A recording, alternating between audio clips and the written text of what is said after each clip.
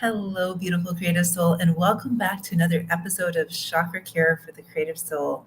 Hello, I'm your host, Pollyanna Blanco, and today's topic is all about 3 ways to befriend anxiety and transform it into an ally.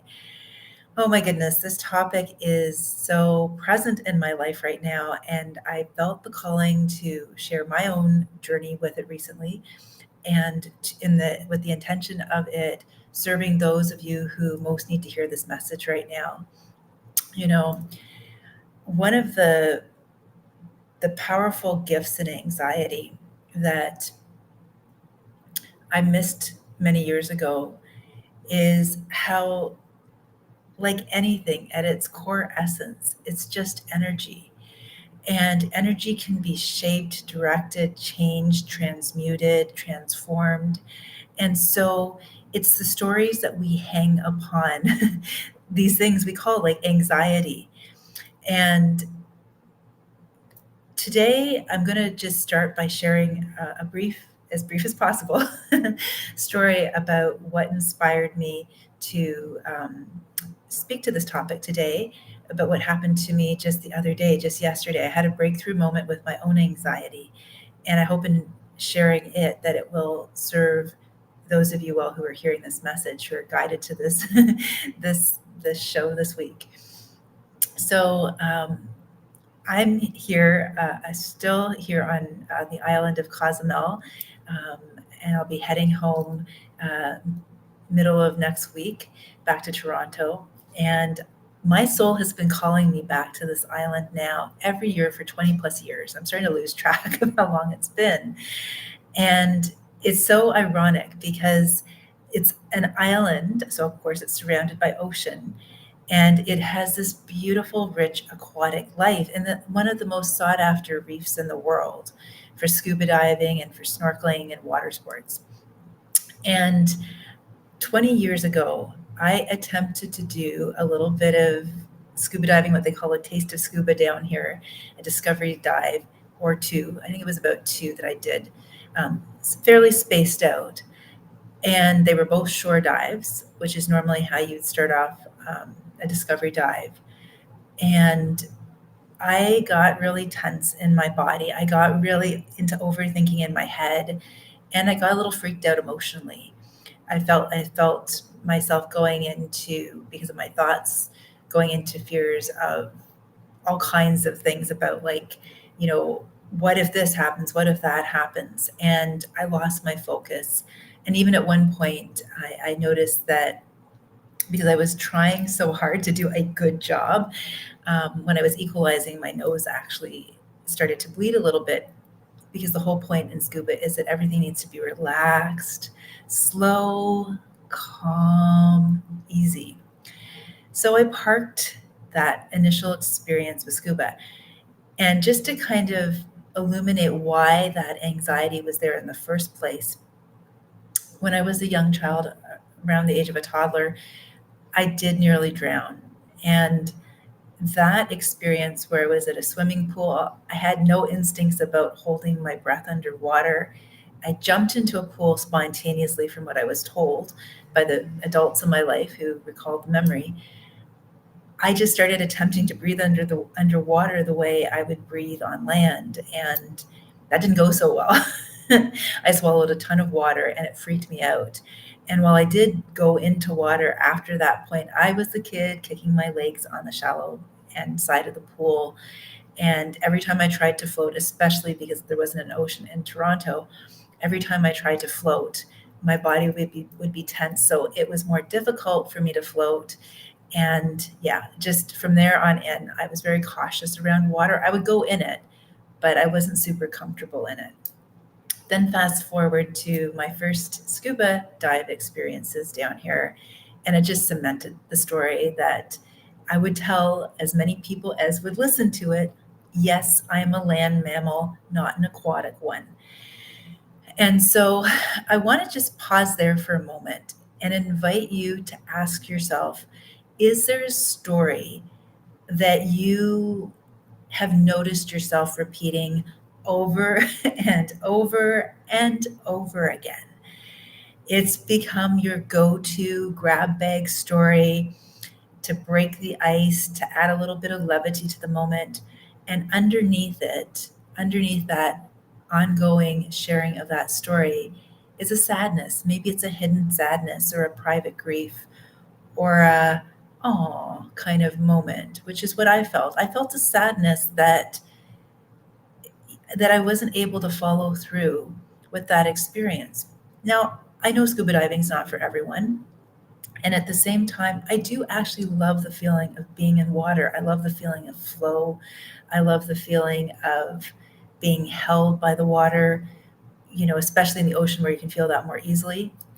And so it was this sort of push pull energy within me that, was my soul pushing me to step beyond the fear and the fear keeping me in lockdown. And so I share that just sort of question to reflect upon for yourself as to whether or not you've been experiencing something similar to that. Because as I proceed with sharing my what happened to me yesterday and the power of my choice, this month right now, my beloved spiritual teachers, Master Lady Kira Ra through the Tree Unified MLKR, Sri Ramka Unified Field of Presence, have been sharing this message that the month of August is a month of choice. And even if you're watching this show on Monday, if you haven't gotten their calendar, their up-level calendar, I encourage you to do it. All the donations go to Global Minga. They're talking about this Monday being the beginning of a whole new world.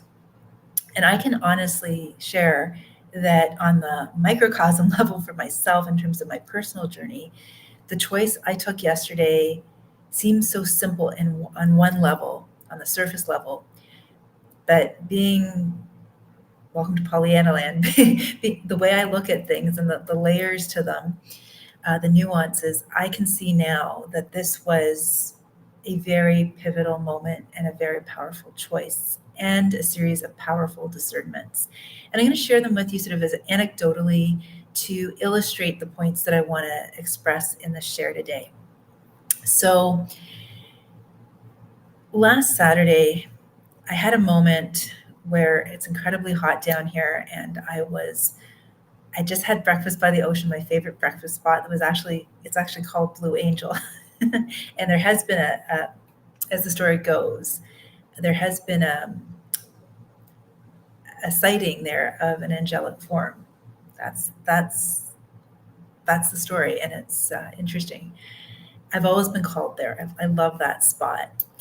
And as I was walking home, I was well hydrated and everything. And I know there are cracks in the sidewalks and to be mindful where I'm walking. And it was hot, so I was taking it slow, even though I was well hydrated. There were like about 9 iguanas, from babies, cute little teeny tiny babies, to medium-sized ones, to senior citizens. And they all popped out, and I just started counting. I'm like, okay, when I got to the 9th one, all of a sudden what happened was, and I didn't have any conscious awareness of actually tripping, I actually fell onto my right arm. And when I fell onto that arm, the most unusual thing happened. It happened in slow-mo. At least I could see it happening before it actually happened. And I had the sense that this was actually a good thing. Now, to my logical reasoning mind, this was absurd. How could falling on my arm and potentially like hurting myself be a good thing? I had a flashback then to maybe I'm hearing it's like about 7 years ago. It's a rough sketch, to a time when I did fall down here on uneven ground, where I was under the weather, and there was a lot going on for me down here. And something good came out of that, although it wasn't obvious in the moment. And so I had this felt sense that something was activating inside of me. Something was tripping me up. I even got the message, I'm falling forward. And so from there, I noticed I was very fortunate. I didn't have any bruising. I had about a 3-inch, pretty bad looking scrape on my arm. However, it wasn't bleeding a lot. It was just a surface scrape. So my body was relaxed. When I fell, did the least amount of possible collateral damage. I stopped at the store to buy some Band-Aids, and then as I was walking home, I started to notice, maybe from other muscles in my body that habitually have a habit of tensing up, my lower back started to go out. And oh darn, the week before I'd had like a challenge with my psoas muscle. And I thought, okay, interesting. This is my root in my sacral chakra. And they are calling for more attention. And I knew in the background was this question, do I do a dive? Like, it hadn't been clear. I was sort of going with the flow down here to see if there was space on a boat, to see if I would have the opportunity. I didn't know what day it was going to be. So I think what was in the background was this low grade, it was even off my radar screen that it was anxiety, but it was this low grade, like, lack of certainty about if, when might this happen, wanting it to happen, and also having a little bit of trepidation about possibly doing a dive after 20 years. So I tended in the immediate moment to the scrape and to the lower back. And then the conversation came up about the dive. And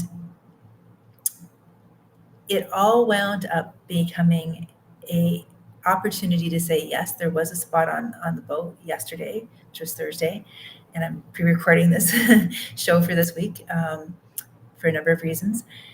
So what happened was, hand on heart, I literally said yes, and then I almost said no after that. So I don't know if there have been times in your life where you have felt yourself ready to take a leap of faith on something, and then something called you back. Well, I'll tell you that something that called me back was my old habit of looking to other people outside of me to validate my choices. I use my own story as an example, as a soul mirror, because perhaps this is something you're needing to hear. Only take it if it resonates, of course. So I reached out to a friend who told me I was overthinking things and forcing things, trying to make this dive happen. And there was some truth potentially in that. So, I mean, I took that to heart and I sat with it, and to the point where I thought, well, maybe I am. And I second guessed myself. And all along at the same time, in tandem, I had this little quiet voice, which I know was my intuition, saying, I can do this. I can do this. I know I can do this. And it was tenacious and it was persistent. And when I got to the moment where I had said, yes, I'm interested in it, and then I was going to talk to the instructor about it, he asked me, what's your choice? And when I owned my choice in the moment, it's because it was what felt right, not what my mind, my overactive mind, was telling me, well, maybe I shouldn't for this reason and that reason and this person and what they need and how it'll affect them. For the first time in a very long time, and I mean, this is full expose, I've had a habit over my lifetime of taking choices, not always, but a habit of the pain of the habit of taking choices. And I know a lot of other people out there do this too, considering how it's going to impact everyone else, to the point where I oftentimes don't take things just because I want to take that choice for myself, and it gets diluted, and then I lose the momentum and it doesn't happen. So in that moment, through the wisdom of my instructor, he asked me, what is your choice? And it was just something about the way he said it that activated a truth in me, which was, if I'm going to take this choice, I need to be fully able for it.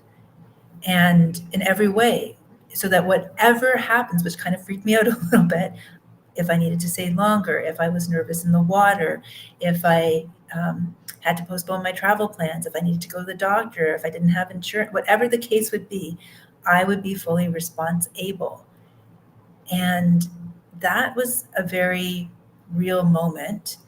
And so what happened after that was, after I took my choice with clarity and woke up the morning of the dive, I started feeling around 5 a.m. this anxiety that I thought I was no longer really there so much in my life anymore, cropping back up again because change was on the agenda. And at first I started, my usual go-to things, positive affirmations, subliminal audios, all this kind of stuff. And it was like a full body visceral anxiety. And then I have this one other protocol that I use. It's a nootropic and everything like that. I went to it and I just said, I usually take this later on, but I'm going to take it now. And I literally, in a very short space of time, noticed my whole body having a different response to the moment. Like the sirens going off in my full system, my energetic system, my bodily system had calmed down. I was able to go to my audios. I was able to do some energy healing from a different place. My body just needed that reassurance. And that reassurance came from this protocol works with gut and brain health. And in the past before, I knew it had helped me. In the heat of the moment, I didn't realize until I was in that moment where I really, really needed it, how quickly it could help me shift things. So I share this story with you today because when I actually got onto the boat, that voice that kept saying, I can do it, I know I can do it, was excited more than anxious. There was still a little low-grade anxiety there, but I can recognize too that anxiety and excitement are actually one and the same energy. It's just where do you place your focus? And that's the mental part, right? I got onto the boat and, everything flowed from there. The other couple that was on the boat turned out one of the woman hadn't dived in 20 years and was getting back into it with her new partner who was just learning. And it was a small boat. It was a fast boat. It was an easy boat. Everyone was happy. And on the very first dive that I did, I managed to stay calmer and more focused than I've ever been in my life before. And I was able to touch bottom, which I was never able to do before. I was able to go off a boat, which I was never able to do before. And I was able to use only half a tank of oxygen, which for someone who's diving for the first time, people tend to breathe like a lot more quickly because there's like nervousness and anxiety a little bit. Not everyone, obviously, but it's not uncommon either. Most people I've talked to who dive for the first time are nervous. And it wasn't that the nervousness wasn't there, it's I had a different response to it. So this is sort of a big expose of what's happened since yesterday for me. But I do share it in detail because those details I've chosen to share, there's more I could, but those are the key points. I'm sharing them because when I want to talk about this topic of befriending anxiety and making it your ally, it's really about the first three chakras. The brain, if it's just an overthinking, ruminating, nonstop, trying to think its way through even the anxiety kind of brain, the body's going to stay in fight or flight. It was palpable, like I shared with you, when I took something, ingested a very wonderful protocol, natural protocol, clean protocol that I've been using now since the start of the year. It's a combination nootropic, specific strains of probiotics that literally helped my body to feel reassured, literally sent that partnership signal between my brain and my gut to produce dopamine, serotonin, GABA. Wow, what a difference. When I was able to keep that body reassured, then my emotional frequency shifted. I could shift out of the inner critic, which was my sacral chakra, that had some shame around the whole experience of being like this, around the whole story I had created years ago that I was really wanting to dissolve. And then I was able to also, once the emotional frequency was more one of excitement and hope and possibility, the mental active part of that mental body, solar plexus chakra, was open to a new way of seeing myself, was open to a reframe, was open to a do-over, and was already seeing myself in the moment as I shifted through reassuring my body into raising my emotional frequency, into starting to see myself in real time through different eyes, as someone who was on a personality level courageous, on a soul level, someone who could say, I am trust, to a spirit level, someone who's surrendered to, there are some things I have control over, and there are other things that are way out of my locus of control. But what I do have control over is how I can care for my body and my gut brain axis through my body to reassure it, how I can tune into a different frequency through my energy healing morning practice and my audios that I use on a daily basis, to seeing myself here now in real time. And so those were the 3 ways yesterday that I co-created a new timeline. I literally used my sacred self-care, my Chakra-Care, to co-create a new timeline. And I wouldn't be here today sharing this story with you if I had said yes to the anxiety instead of yes to the joy. And this is why I share my story with you today, and I feel guided to, because right now, change and transformation and miracles can happen in an instant. It's how we respond to the moment. It's how we care for ourselves. It's how we show up for all of ourselves that opens up the multi-potentiality, as Kira Ra likes to say. This is why my company, I call it Multidimensional Muse, and my channel is Multidimensional Muse, because we have this multidimensional awareness. I also like to call it a choose your own adventure novel. If any of you read those growing up, I love those books, because when we can lift out of fight or flight, we have a stairway that we can walk, a bridge we can use to cross. And I'm on the other side of that anxiety now. It's no longer holding me back from expanding and growing and knowing myself more deeply. And as I shift and change, those around me can see me in a new light too. And the blessing was, I had the same scuba instructor that I did 20 years ago. He kept saying to me, even wrote it on his whiteboard in the water, how proud he was of me. And I don't share any of this to brag. I just share it because I'm celebrating the moment. And I want to celebrate you for listening, for being here now, for listening to your soul. And I encourage you to reach out to me if this is something you'd like more support with.